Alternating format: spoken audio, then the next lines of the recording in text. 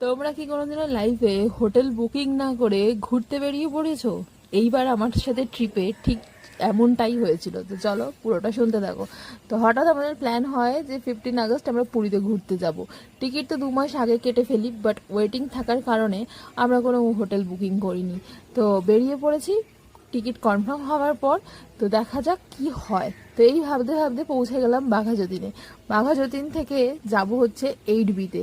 বেরোবার সময় দেখছি জন্মাষ্টমীর বাজারে ভালোই প্রিপারেশন চলছে। পরের দিনই হচ্ছে জন্মাষ্টমী। E1 চলে এসছে, E1 থেকে চলে গেলাম হাওড়া। এর মধ্যে হয়ে গেল বরের সাথে আমার প্রচণ্ড ঝগড়া। কারণ বর বাড়িতে এসে অফিস থেকে ল্যাদ খাচ্ছিল, বললাম তাড়াতাড়ি করো তাড়াতাড়ি করো। রাস্তায় গিয়ে ছুটোছুটি করতে আমার একদমই ভালো লাগে না। সেদিনকে রাস্তায় ছিল প্রচণ্ড জ্যাম।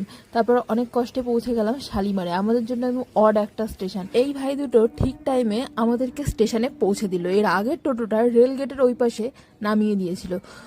অসময় যে সঙ্গ দেয় সেই হচ্ছে আসল বন্ধু। তো পৌঁছে গেলাম শালিমারে। শালিমারে গিয়ে দেখলাম যে 15ই আগস্টের ভালোই প্রিপারেশন শুরু হয়ে গেছে। তারপর ভেতরে গিয়ে টিটিকে জিজ্ঞাসা করলাম যে ট্রেন কোন প্ল্যাটফর্মে। টিটি খুব একটা ইম্পর্টেন্স দিল না, বোর্ডে দেখে নিন।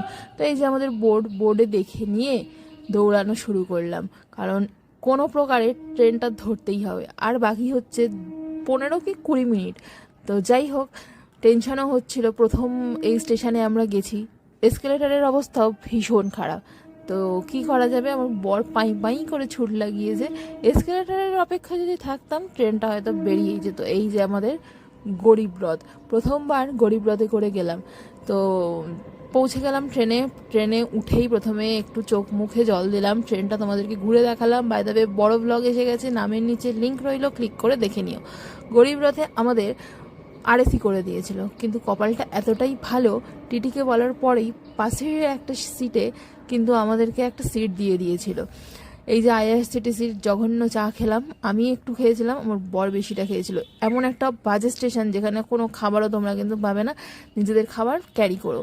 ট্রেন ছাড়ার সাথে সাথেই প্রচণ্ড পেয়ে গেছে খিদে, কারণ অনেকক্ষণ থেকেই দৌড়াদৌড়ি করা দেশ, খিদে পাওয়াটা স্বাভাবিক। বাড়ি থেকে নিয়ে যাওয়া খাবারটা খেয়ে নিলাম। খেয়ে দুজনে অনেক কষ্ট করে শুয়ে পড়লাম একটা সিটেই। যদি হওয়া সুজন তেঁতুল পাতায় নজন। তো তারপর তো যাই হোক, টিটি আমাদের একটা সিটের ব্যবস্থা করে দিল। তারপর ভোরবেলা টাইমের আগে পৌঁছে গেলাম পুরী স্টেশনে। রাত্রিবেলা ট্রেন যা জোরে টানছিল, আমি তো মনে হচ্ছিল বেঁচে বাড়ি ফিরবো কিনা সন্দেহ। ট্রেনের অবস্থা তো আজকাল ভীষণই খারাপ। তো যাই হোক, তারপরে একটা রিক্সা নিয়ে পৌঁছালাম স্বর্গদ্বারের দিকে। নেক্সট ব্লগে দেখা হচ্ছে। এই ব্লগটা এখানেই রাখছি, মানে শেষ করছি। এদিকে বৃষ্টিও